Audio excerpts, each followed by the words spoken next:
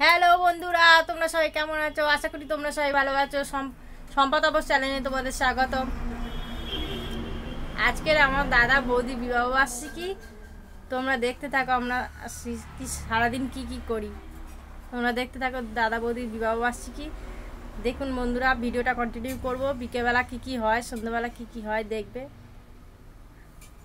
ভিডিওটা কন্টিনিউ করব, তোমরা দেখতে থাকো।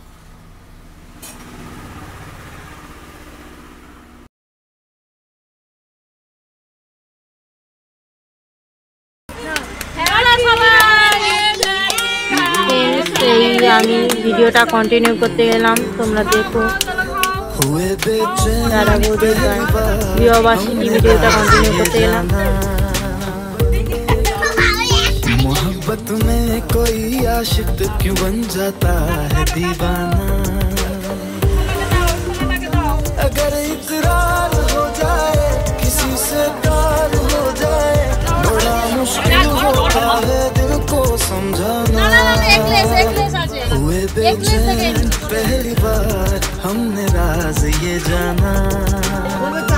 মেনু হয়েছে চিকেন, দেখুন ডাল হয়েছে, আলু ভাজা হয়েছে, রাইস ছিল, চিকেন কষা আর 2 রকম মিষ্টি, স্যালাড তোলা হয়নি, স্যালাড আর মিষ্টিটা তোলা হলো।